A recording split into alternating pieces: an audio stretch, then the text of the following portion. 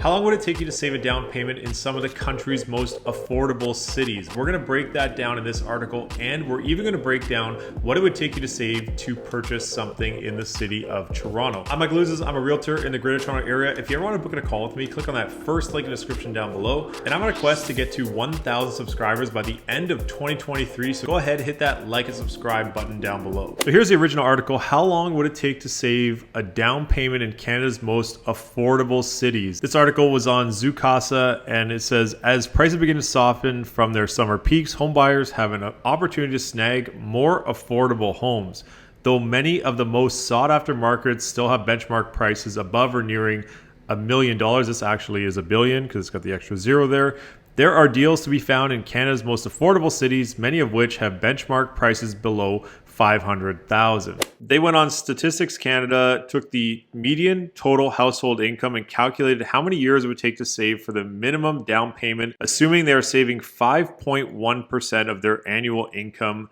And the savings rate of 5.1% was also sourced from Statistics Canada and was the household savings rate for the second quarter of 2023. Here's the map, and there are various cities across the country, and these are some of the major cities in certain provinces. For example, Edmonton in Alberta, you have Saskatoon and Regina in Saskatchewan, Winnipeg in Manitoba. In Ontario, we're looking at North Bay, Sault Ste. Marie, Sudbury, more of the further north cities, even Kingston, which is a good amount east of the city of Toronto.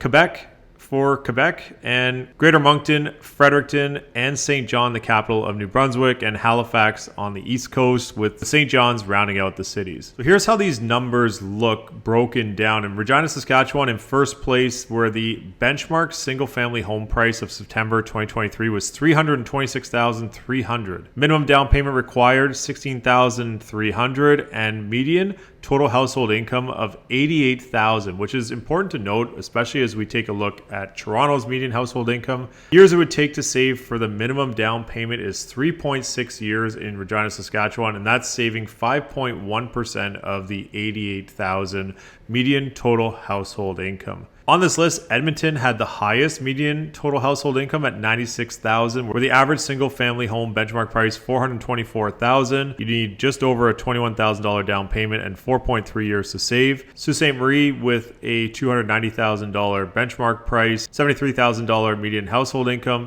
just under 4 years to save. The one that stands out to me the most and most comparable to Toronto, which we will break down shortly, is the Kingston and area. It has a benchmark single family home price of $565,600, minimum down payment just over $31,500, and $83,000 median total household income.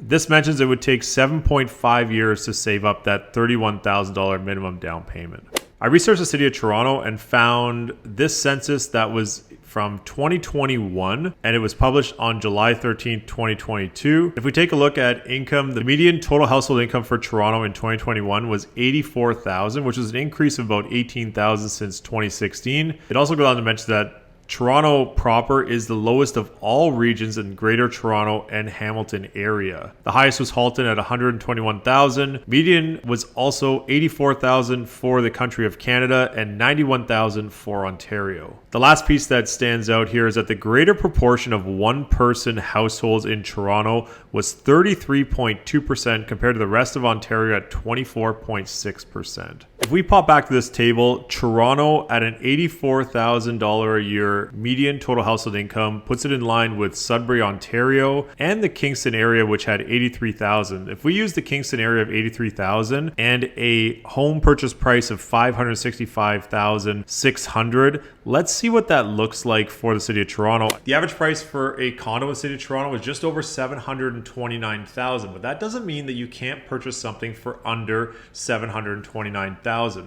Let's jump over to Realtor.ca and break down some of the options. And this is as of November 3rd at 11 a.m. on a Friday. And we're going to use the average benchmark price that we saw for Kingston. So I put in a number of $550,000 on Realtor.ca.